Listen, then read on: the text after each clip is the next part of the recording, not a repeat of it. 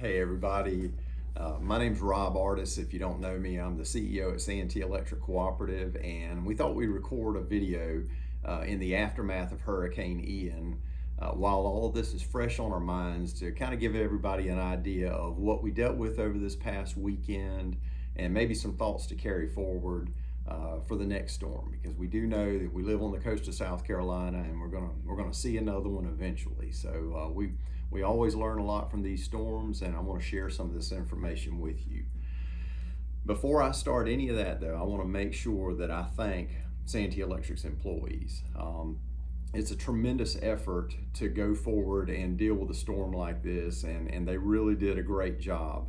Whether it was the guys in the field actually restoring power or the people that were responsible for organizing this event, making sure that the 200 linemen that we had working on our system had somewhere to eat and somewhere to stay, and just to make sure that everything was organized and well coordinated. So I want to thank them. I want to thank some local businesses, because it's hard to house and feed 200 linemen, especially when a lot of them are coming from different parts of the state, and some of them were coming from other states. So how do you feed that many people to make sure that they can get all of this done in the period of time that they did? I want to particularly thank Brown's Barbecue here in Kingstree, Baker's Sweets and Piggybacks in Lake City, the Piggly Wiggly in Georgetown, and the Bojangles in Georgetown. I mean, all five of these businesses, some of them were cooking all night long. Some of them were getting up at midnight, 2 o'clock in the morning to make sure that they could cook and have the lunches that we send out with the guys, or to have that breakfast that we start the day with ready for that many people. It's a tall order, and we really appreciate the support that they gave us. So as Hurricane Ian made its way towards South Carolina, it actually made direct landfall right around the Santee River, which is the southern border of our territory, which meant the strong side, which is usually the right side of the hurricane, came right through the middle of our territory. And at peak, we had about 16,000 people out of power at the worst point on Friday. They got back out there as soon as the winds died down to a safe level, and they got out there and restored a good bit of that, so that when we started back to work on Saturday morning, we had about 9,000 people out of power. And then on Sunday morning, we had about 1,400 people out of power, and were able to restore the rest of those on Sunday. So a couple of questions that people always ask are, do the guys work all through the storm? And the answer to that is it depends on the wind, and it also depends on where they can be in the system. The safety ratings on the bucket trucks that all these linemen use is 35 miles an hour wind. Above that, you run the risk of a bucket truck turning over, and we certainly don't want to put any of our linemen in that kind of danger. Plus, once you get up to that level of wind, a lot of times it's not safe for the guy to be out there anyway. The hot sticks that they extend up into the air don't tend to work because you're fighting with such heavy winds. They also run the risk of things falling on them, and it's also dangerous to drive up and down the highway. So once you get to 35-mile-an-hour winds, we ask them to pull back and shelter wherever they are. And then as soon as the winds die back down to below that level, they'll get right back out and start working, which we saw Friday evening. We were able to get 8,000 people back on Friday evening from the peak of the storm until everybody stopped. That comes up to the second question is, do they work all night? For a short duration storm, a storm that can be restored in a day, yes, they will work all night. It's not unusual at all for a lineman to work 24 hours straight. But at some point, you get to a point where people actually need to get some rest. And so then there's this question of, when do you get them to rest? And the best time to make sure that they rest is when it's dark, because restoring power is so much quicker when the sun's shining.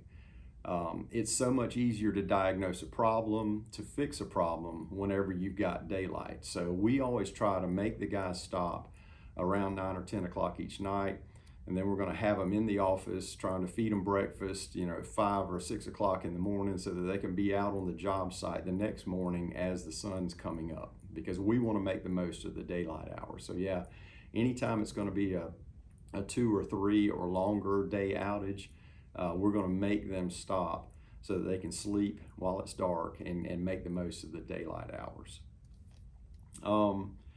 Another question that we always get is, I've got medical necessities. Why doesn't my power come back on first? And it really has to do with the way we restore power. We're always going to focus on the outages that will bring the most people back on the fastest. So if you live near a substation, chances are your power normally comes back on before other people's do. And that's what we always have to do. We have to make sure we get transmission restored to our substations. And in this area, Santee Cooper provides our transmission service. We did lose transmission to a couple of our substations during the storm on Friday, but Santee Cooper did a good job of getting our subs back energized before the end of the day on Friday, and we're thankful for that. So once we have all of our substations energized, we make sure that we focus on the feeders first. So those are the major circuits coming out of the substation. So we get those on first, and then we start focusing on smaller taps. And the last thing we focus on is individual outages. And it's not until you get to the individual outages where you actually start taking into consideration, people that might have medical necessities. So if you've got a condition that requires electricity for life support, anytime a major storm like this is coming along, you need to make sure that you prepare yourself for that with a backup generator or something, because we can't guarantee that you will be the first one to come on, because we have to get the main circuits on before we can start focusing on individual outages. People a lot of times will ask, how do you prepare for a storm like this? And really, the prep work is all year long. When we trim right-of-way, when we trim the trees and we mow the brush under the power lines, or we're spraying the brush under the power lines, that is us preparing for storms. So anytime we're in your yard, on your property, trimming those trees, this is why we do it, and we appreciate any kind of cooperation that we can get from you, because this is when it tells the tale. The fact that the strong side of this storm hit our system where it did, and we only had 16,000 people out of power, that's about a third of our system. It really is because we were able to trim the right-of-way that we needed to, and we also were able to do the sectionalizing that we need to. Sectionalizing is using fuses and reclosers and breakers to make sure that as an outage occurs, it doesn't impact more people than it has to. And plus, our guys are out there all year long just doing regular routine maintenance and trying to upgrade the system. So that kind of prep work happens all year long. But again, back to that right-of-way topic, any cooperation you can give us when our folks are there trimming your trees, we really appreciate it, because this is when it pays off. Another question we always get is, my neighbors have power and I don't see the crews anymore. Have y'all forgotten about me? The truth is, and this also dovetails into the question about, I'm not able to get anybody on the phone. Do y'all know I'm out of power? It is true, when you have thousands of people calling in, the phone lines will get tied up. We only have so many people to answer calls. But the interesting thing is, we actually already know you're out of power. We can communicate with every meter that we have on the system. And so we have the ability from the office here in King Street to ping those meters and get a response back. And so if a meter has power, it'll come back and say, I've got power here. And if it doesn't, it'll tell us that. So even if you're not able to get through, we know that you don't have power, and we know where to go. And we divide up our crews and do our work assessment based on where we can get the most people on the fastest. We've got very sophisticated outage management systems to handle that. So if you can't get through to us, it's okay.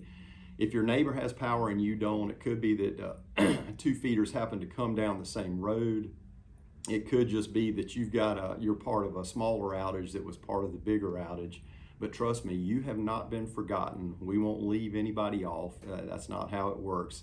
It just might be that your neighbor happened to get restored faster than you did. But trust me, we don't forget anybody.